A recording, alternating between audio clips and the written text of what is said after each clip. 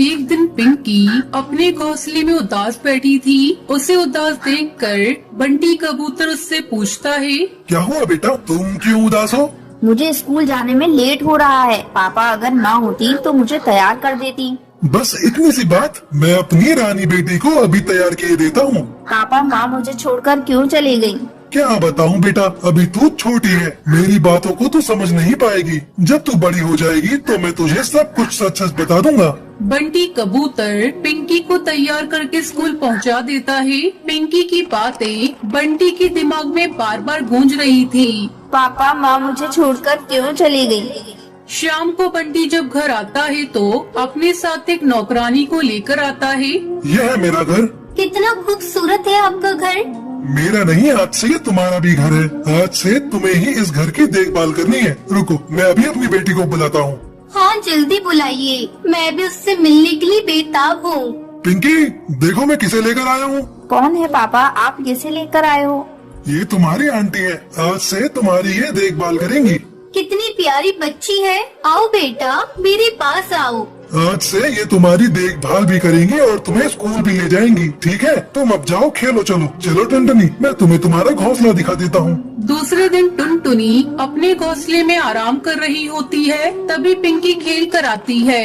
Aunty aunty मुझे बहुत जोरों से भूख लगी है, मुझे कुछ खाने को दो। आंटी आप क्यों नहीं सुन रही हैं? मुझे बहुत जोरों से भूख लगी है, मुझे कुछ खाने को दो।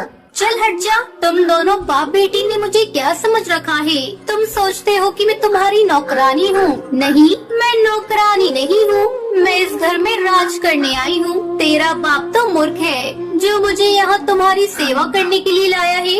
आंटी पापा ने तो कहा था आप मेरी देखभाल करेंगी। मूर्ख, मैं तुम्हारी देखभाल तेरे बाप के सामने ही करूँगी। आने दो पापा को, आज मैं उनसे शिकायत करूँगी और ये भी कहूँगी कि आपने मुझे धक्का दिया। अच्छा, तेरी इतनी हिम्मत, तू अपने पापा से मेरी शिकायत करेगी? ठहर जा, तुझे खाना खाना है ना? मैं तुझे अभी खाना खिलाती हूँ। टुनटुनी किचन में जाती है और वहाँ से मिर्ची का पाउडर उठाकर लाती है। ले खा तू, तुझे भूख लगी है ना? खा ले, जी भर कर खा ले। बड़ी आई मेरी शिकायत करने वाली। अब जब रात भर तेरा मुंह चलेगा तो तुझे पता चलेगा शिकायत कैसे की जाती है। आंटी मेरा मुंह जल रहा है। तुझे शिकायत करनी थी ना, अब तो शिकायत कर, मैं तुझे ऐसा खाना डेली खिलाऊंगी। पिंकी रोते हुए अपने घोंसले में चली जाती है और जाकर सो जाती है। रात में बंटी जब ऑफिस से घर आता है तो कहो, आज का दिन कैसा रहा? पिंकी ने कहीं तुम्हें तंग तो नहीं किया? अरे नहीं नहीं, बहुत प्यारी बच्ची है, बहुत शांत रहती है। पिंकी तो कहीं दिखाई नहीं दे रही है, कहाँ है वो? आज मैंने उसके साथ बहुत मस्ती की, वो थक कर सो गई। चलो अच्छा है, वो तुम्हारे साथ घुल मिल गई। अगली सुबह टुनटुनी अपनी सहेली से फोन पर बात कर रही थी।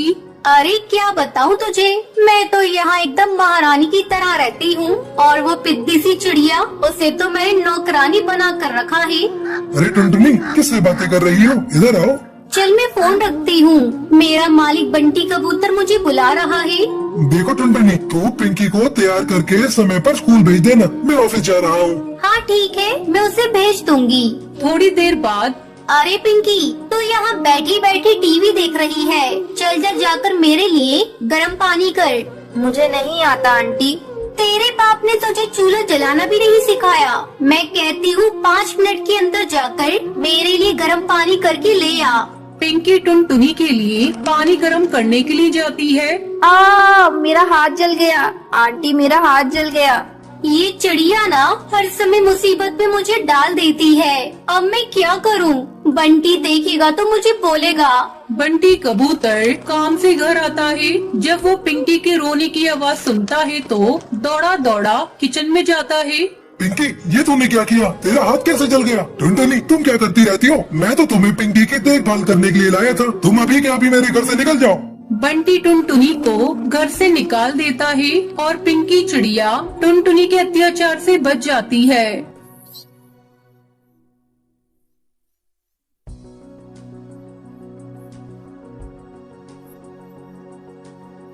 सुंदरवन जंगल में टूनी चिड़िया अपने पति टुन्नू चिड़ा के साथ रहती थी। टुन्नू चिड़ा शहर के जंगल में काम करता था।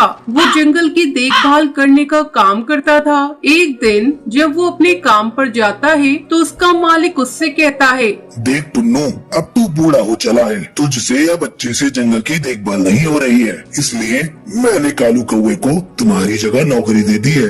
टुन्नू चिड़ा निराश मन से अपने घर लौट आता है।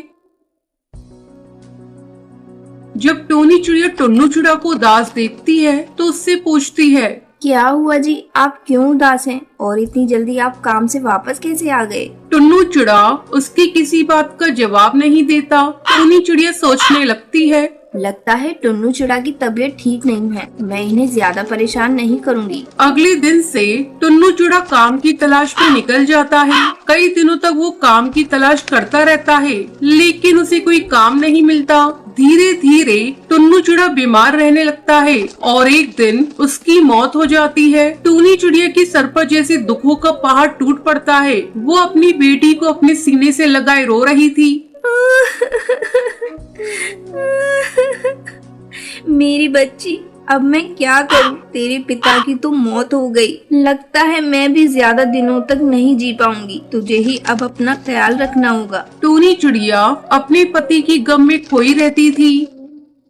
एक दिन जब वो भोजन की तलाश में जा रही थी, तभी एक शिकारी उसे अपना शिकार बना लेता है। टूनी चिड़िया के मरने के बाद उसकी बेटी टुनटुनी चिड़िया अनाथ हो जाती है। वो अकेली घोंसले के बाहर बैठी रो रही थी। कहाँ हूँ माँ, जल्दी आओ, माँ रात हो रही है। माँ, मुझे बहुत डर लग रहा है।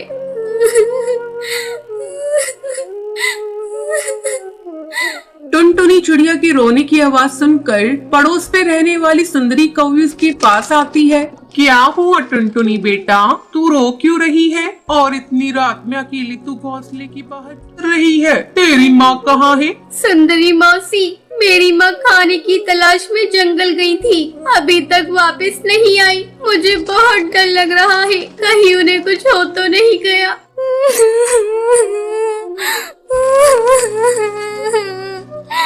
ठीक है टुनटुनी बेटा, जब तक तेरी माँ नहीं आती तू मेरे साथ मेरे घोंसले में चल। रात में सांप और जंगली बिल्ली का खतरा बहुत है। इसी तरह कई दिन गुजर जाते हैं, लेकिन टूनी चिड़िया वापस नहीं आती। तब एक दिन सुंदरी कौवी टुनटुनी चिड़िया को लेकर उसकी नानी के घर जाती है। सुंदरी कौवी उसकी नानी से कहती है, अरे काकी जी, मुझे लगता है किसी ने टुनटुनी की माँ का शिकार कर लिया। कई दिनों से उसकी माँ घर नहीं लौटी है, इसलिए मैं इसे लेकर आपके पास आई हूँ। सुंदरी कौवी टुनटुनी चिड़िया को उसकी नानी के घर छोड़कर अपने घर वापस आ जाती है। 2-4 दिनों के बाद ईद आने वाली थी। जंगल के पक्षी ईद की तैयारी कर रहे थे। जब टुनटुनी चिड़िया ये सब देखती है तो अपनी नानी से कहती है, नानी नानी, मैं भी ईद की तैयारी करूंगी, नए नए कपड़े लाऊंगी। जंगल के सारे पक्षी ईद के लिए कपड़े लेने जा रहे हैं, मैं भी ईद मनाऊंगी। ठीक है बेटा, मैं तेरे लिए आज नए नए कपड़े और नए जूते लेकर आऊंगी। मेरी बच्ची, तू किसी बात की चिंता मत करना। तेरी माँ नहीं है तो क्या हुआ, मैं तेरी सारी इच्छाओं को पूरा करूंगी। चल बेटा, तू जल्दी से खाना खा ले, फिर मैं बाजार जाकर तेरे लिए नए नए कपड़े लाऊंगी। नानी, मैं भी आपके साथ बाजार चलूंगी। टुनटुनी चिड़िया और उसकी नानी दोनों साथ में बाजार जाती हैं और जो जो वो खरीदने के लिए कहती है उसे खरीद कर देती है। वो नहीं चाहती थी कि टुनटुनी चिड़िया को उसके माँ बाप की कमी महसूस हो। टुनटुनी चिड़िया नए कपड़े और नए जूते पाकर बहुत खुश होती है और जंगल की पक्षी के साथ ईद अच्छे से मनाती है। टुनटुनी को पक्षियों के साथ ईद मनाते हुए देखकर टुनटुनी चिड़िया की नानी बहुत खुश होती है। नानी, ईद मुबारक। आप भी नए कपड़े पहन लीजिए, फिर हम दोनों साथ में ईद मनाएंगे। इतना कहकर टुनटुनी चिड़िया अपनी नानी के साथ ईद की खुशियों में खो जाती है और टुनटुनी चिड़िया अपनी नानी के साथ खुशी खुशी रहने लगती है।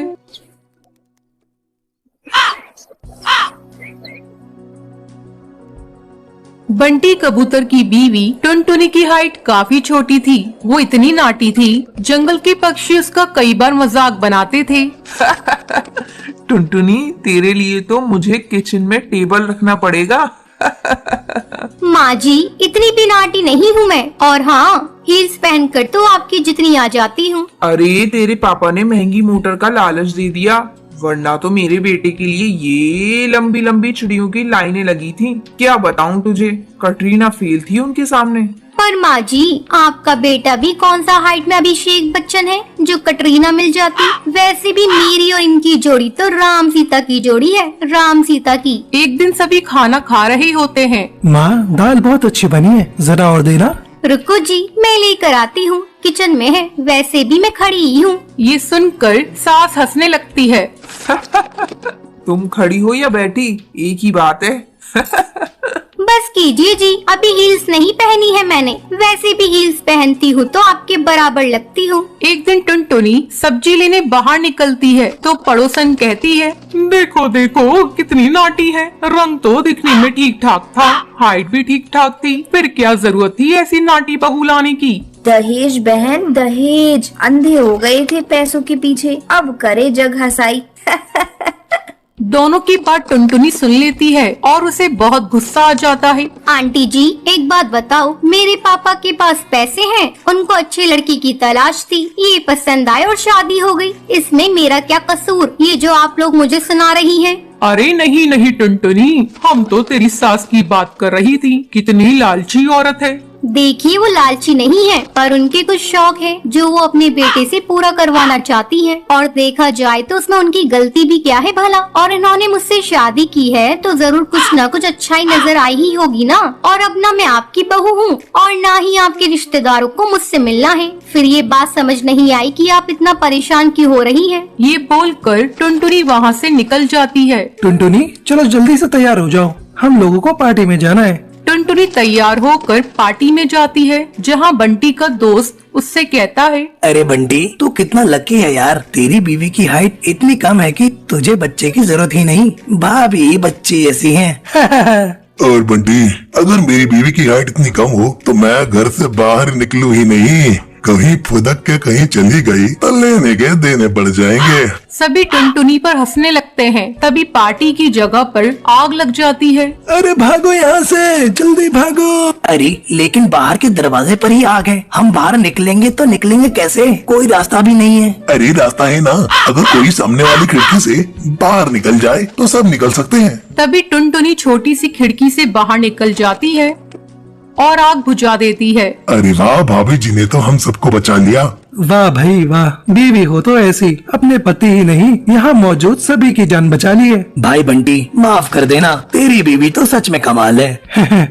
मुझे ये बात पता है और मुझे मेरी बीवी पर गर्व है। टुनटुनी मुस्कुराकर अपनी पति की तरफ देखती है। कुछ दिनों बाद टुनटुनी और उसकी सास मार्केट जाती है। वहाँ पर, अरे भैया, ये कपड़े देना कितने का पड़ेगा?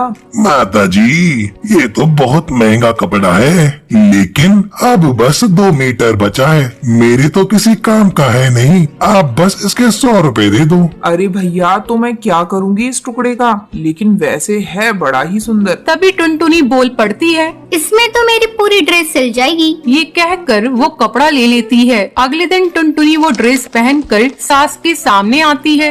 अरे वाह टुनटुनी, ये ड्रेस तो काफी सुंदर लग रही है, बड़ी महंगी होगी ना। अरे कपड़ा तो मैंने ही पसंद किया था, बस पूरा नहीं था तो इसने ले लिया। सिर्फ 200 रुपए की ड्रेस है ये पूरी। देखो माँ जी, नाटी होने के भी कम फायदे नहीं है। जैसे तैसे दिन कट रहे थे। सास और पड़ोसियों का मजाक बनाने का सिलसिला चल ही रहा था। एक दिन मोहल्ले से बहुत जोर जोर से आवाज आती है, हाय रे मैं मर गई। अरे क्या हुआ? देखते हैं तो सभी गड्ढे के सामने भीड़ लगाकर खड़े होते हैं। मेरा बेटा इस गड्ढे में गिर गया। पड़ोसन जोर जोर से रोने लगती है। तभी वहाँ टुनटुनी आ जाती है। रोइए मत, मैं प्रिंस को लेकर आती हूँ। ये बोलकर नाटी सी पतली सी टुनटुनी चिड़िया गड्ढे में घुसकर बच्चे को बाहर ले आती है। तब क्या था, एक बार फिर टुनटुनी के लिए पूरा मोहल्ला तालियां बजाता है। मुझे माफ कर दो टुनटुनी, मैंने तुम्हारी हाइट का कितना मजाक बनाया था। कोई बात नहीं मासी, प्रिंस ठीक है, ये बहुत है। अब वो दिन आता है जब सास टुनटुनी की तारीफ करती है। वाह बहू वाह, तेरी तारीफें सुन सुनकर तो मैं बहुत खुश हो गई। आज तो तूने ये साबित कर दिया समाज में परिंदे रंग रूप लंबाई ऊंचाई से नहीं बल्कि साहस और हौसले से काबिल कहलाता है। मुझे माफ कर दे।